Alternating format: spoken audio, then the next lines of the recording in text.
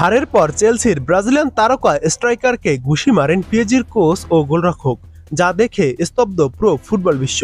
দেখুন, নিউ জার্সির মেটলাইফ স্টেডিয়ামে রোববার রাতে ঘটল এক অবিশ্বাস্য ঘটনা। ফাইনালে ট্রেবল জয় প্যারিস সেন্ট জার্মাই পিএসজিকে ৩-০ গোলে হারিয়ে চমক দেখিয়েছে চেলসি। তবে ম্যাচ শেষে আলোচনার কেন্দ্রে ম্যাচের ফল নয়, বরং পিএসজির কোচ লুইস এনরিকের আচরণ। চেলসির জয় উদযাপন শেষ না হতে হতেই মাঠে উত্তেজনা ছড়িয়ে পড়ে। ম্যাচের শেষ বাঁশি বাজার পর থেকেই দুই দলের খেলোয়াড়দের মধ্যে তর্কাতর্কি ও বিতর্ক চলছিল। এর মাঝেই হঠাৎ লুইস এনরিকে চেলসির ব্রাজিলিয়ান স্ট্রাইকার জোয়াও পেদ্রোর ওপর চড়াও হন।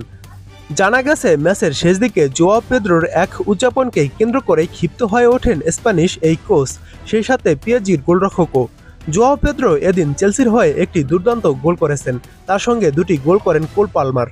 প্রথমার্ধে ৩টি দুর্দান্ত গোল করে ম্যাচের নিয়ন্ত্রণ পুরোপুরি নিজেদের হাতে নিয়ে নেয় চেলসি।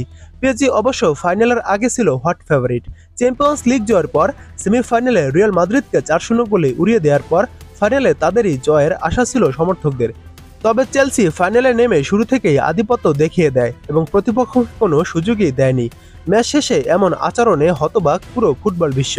এনরিকের এমন আগ্রাসী মনোভাব নিয়ে এরই মধ্যে শুরু হয়েছে সমালোচনা।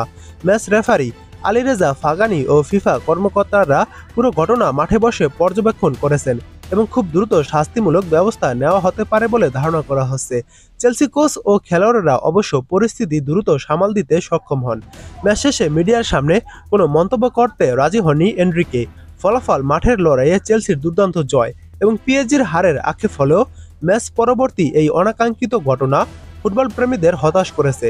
ফুটবল মাঠে এমন হিংসাত্মক আচরণ খেলাটির সৌন্দর্যকে যে কোনোভাবেই মানায় না, সেটাই হয়তো নতুন করে মনে করিয়ে দিলেন লুইস এনরিকের এই কর্মকাণ্ড এবং সেই সাথে পিএসজির গোলরক্ষকের।